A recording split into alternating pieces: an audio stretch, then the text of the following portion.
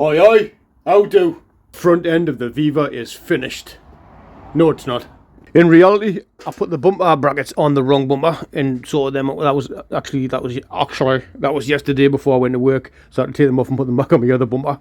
It's a bit of a nightmare if you ever do one of these, trying to get it to line up when you've taken the brackets off without scratching the hell out of your paint when you're putting it back in.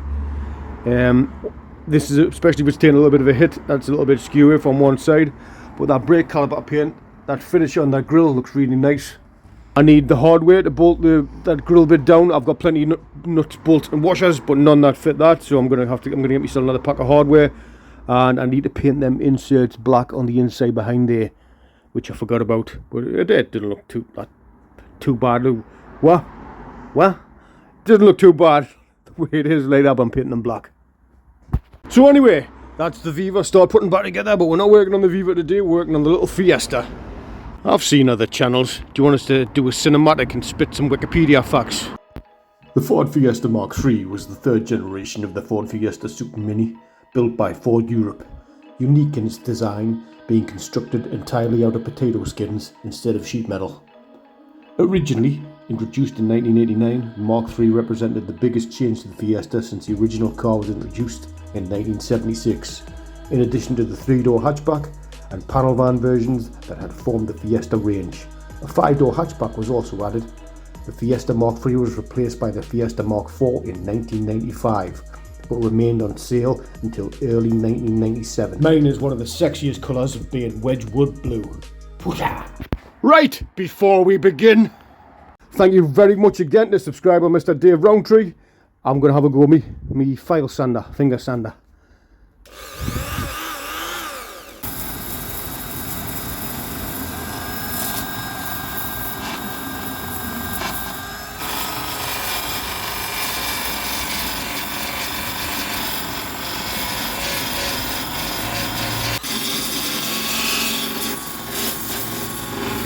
I really like that. It's gently brutal. I've upped my sanding game. I'm easily in the top 10 of best car sanders on YouTube. I tell you what, instead of just testing the finger sander out, let's actually carry on, repair this bit. It's one of them niggly repairs. I've always look at it and think I want to repair that bit and never get round to it. Let's get it done. Let's get it done.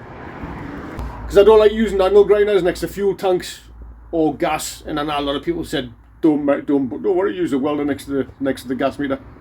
No, I've seen some stuff, man. I don't mind using it a little bit around, but if you like using it for a while and there's lots of sparks flying right next to the cap, you know, fuel vapors, especially on the rocket fuel I run this on. But no, I don't mess around with gas or petrol. No, gas ain't nothing to be messed with. Right, let's carry on finger blasting this a little bit more, and then we'll get some fiberglass mixed up. Just for these bits, and then we'll light skim a filler. And then we'll see what else we can do in this video. Let's give it a blast with the finger sander. File sander, why do I keep calling it finger sander? Well, these called finger sanders.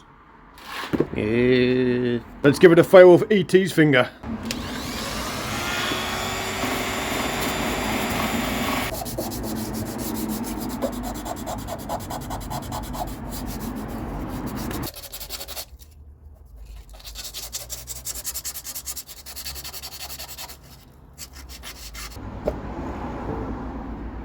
I'd imagine that's more than enough, too much actually.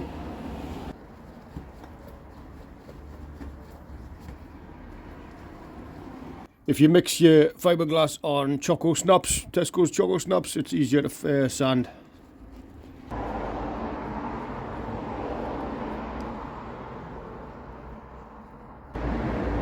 There you go.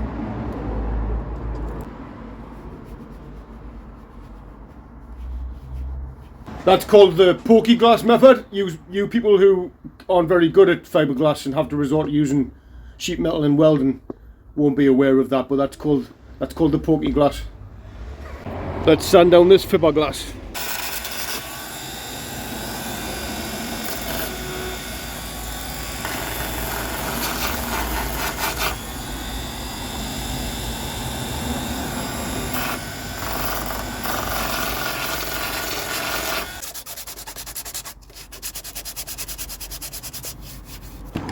Let's mix up a little bit of body filler. Just a little bit.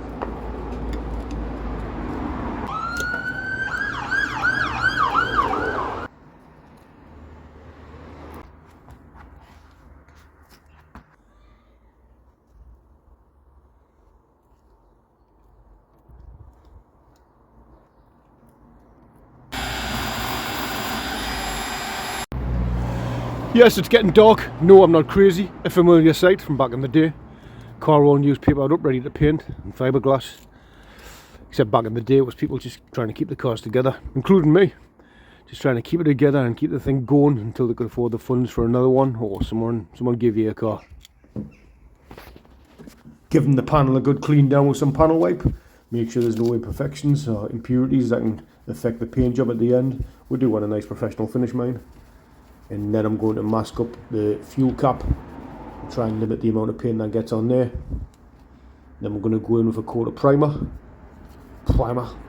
and then 2 coats of Wedgwood blue. I would have liked to have spent longer sanding on the body filler and getting it perfect, but we're running out of daylight, and so the goal is to just get some protection on it, get the body filler in and get it sanded down and painted and get it protected.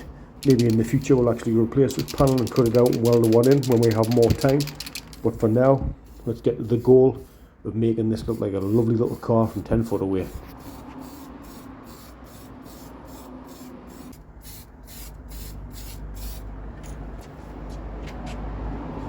Right, I'll give the primer a chance to dry. Let's get some Wedgwood blue on top of it.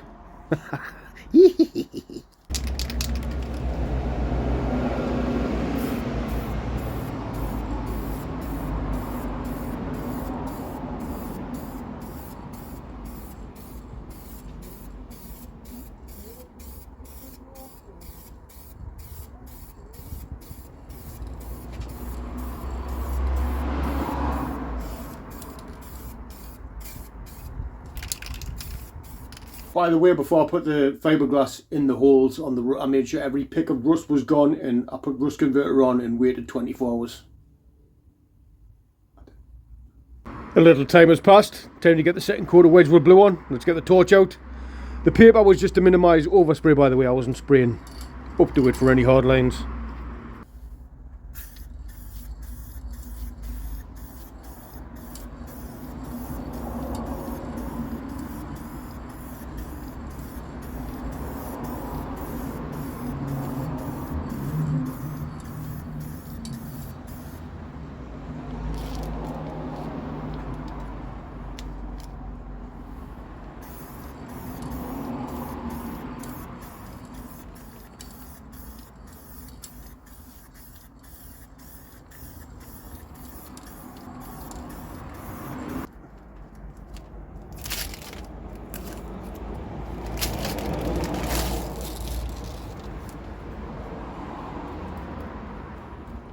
What was that I was saying about hard lines?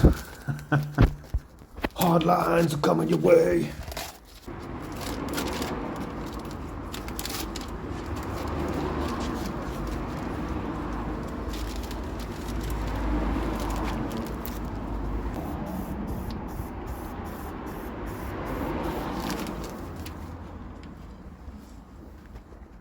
Apologies if this is a quick video, but I haven't had much time to get a video out this week at all, and it's getting very dark. But the best time to view a repair like this, in the dark, and it's by no means perfect. I could have spent more time on the filler and used like a skim on it and that. Oh, great! Got me water running down on it. Dry now anyway, but look at that. 100 times better. I mean, it is in the dark. There's a little bit of tape stuck in there, and I need to get some paint off the fuel cap. Does this ring come out, or is that just part of the filler neck? Does it not come out, or is there some way you can get this out? Anyway, look, check it out. As I say, that's not paint. I'm cleaning on the car around it. Imagine it all polished up, because that's a bit, it's like all faded. Maybe colour sand the whole thing once I've done all the repairs. Can you see? There we go.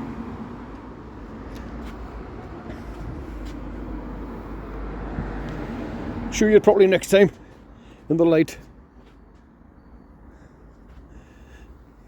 Retro rebuild, midnight repairs. Miracles really do happen. But let us show you this. For some reason, my interior light started working in the Viva. I haven't even changed the bulb in it. Oh, that could mean a bad electrical fault. So in today's video, we'll put a lovely little facelift on the Viva, and we've been sorting out the buddy on the Fiesta. And they are looking, look at that, in the dark. How cool are they looking in the dark? And yes, I know I was using the polisher on this to clean my bolts. I used it to polish the heads as well, so what? And a few people have asked about this, the mini bench grinder, and it didn't start life as a mini bench grinder. It was a normal bench grinder, but then I left it in the overalls and they got put in the dryer. Anyway, hope the picture quality isn't too bad at the end of this video. It's very dark. Anyway, please hit that hype button. Please comment down below, thumbs up, smiley face, anything. Comments are meant to help. Please like, share and subscribe. Hope you all enjoyed this video. Thank you very much for watching. Hope it wasn't poop. See you in the next one. Have a great week. Ta-ra.